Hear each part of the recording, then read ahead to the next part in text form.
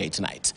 We begin with reports that tension is high in Samburu and Marsabit counties after 4 people, including 2 children, were brutally killed last night in a bandit attack that also saw about 1,000 animals stolen. Now, the government says it will have more boots on the ground in Samburu County and is also contemplating enlisting Marsabit County as another disturbed area in addition to 6 other counties where the military and the police have been deployed for a security operation. Now, this as Interior Cabinet Secretary Professor Kithure Kindiki vowed to bring to an end the banditry menace in the North Rift region.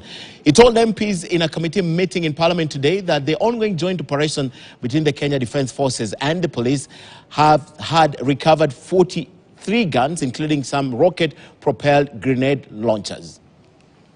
2 weeks since the joint security operation between Kenya Police and the Kenya Defence Forces to flush out bandits kicked off in northern Kenya, the Cabinet Secretary for Internal Security, Professor Kithure Kindiki, now says the government has made strides in bringing peace in the troubled north. However, as the CS was bringing the Senate Committee on Cohesion and Integration up to speed with the security situation, reports emerged that 4 other people had been brutally killed by bandits in Marsabit and Samburu counties last night. Leo usiku amekuja tena kuwa hii mzee, na ni mzee, a very old man, above 90 years. Hata imekuwa tena ngumu zaidi. Tu alikuja akatufamia. Sasa walishukua tu mbuzi 3. Mbuzi 3 tu anakuja kuua mtu na anashukua, hata anabeba tu kwa mgongo, maana hata tulijaribu kutafuta mahali amepitisha na wana tu ni nyayo yao tu peke yao ndio inaonekana. The most painful thing is the killings were barbaric. Barbaric killing. Where a small girl of maybe 5 years old who has no breast, they cut the breast and take it. The small part, the boy's private parts are taken. The leaders from the region have now called for the deployment of National Police reservists to arrest the situation that is quickly getting out of hand. We are asking, number 1, for the president's intervention, and number 2, for Kindiki to come, and number 3, for us to be given NPR so we can protect ourselves. So mimi naomba rais, ninaomba CS wetu Kindiki, ninaomba IG, tafadhali tuongeze nguvu ile ambayo tunatumia katika Samburu.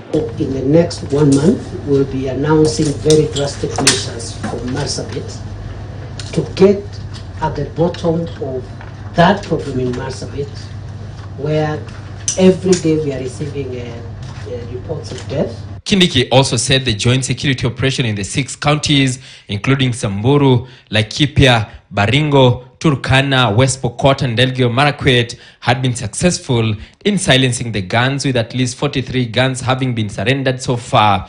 All bandits who escape our borders will not come back. They won't return. Number 2, the areas that we are dominating now, which we have gazetted as disturbed and dangerous areas, the gorges, the ravines, the escarpments, where criminals have been retreating to hide. Those areas will not be accessible ever again to criminals. The Interior CS also added that the government will extend the operation for as long as it takes. That operation might last, I don't know how long, maybe a few months, but we are not going to withdraw the presence of security agencies even after the operation. That deployment is going to be permanent as long as Kenya exists. We will keep those troops there forever.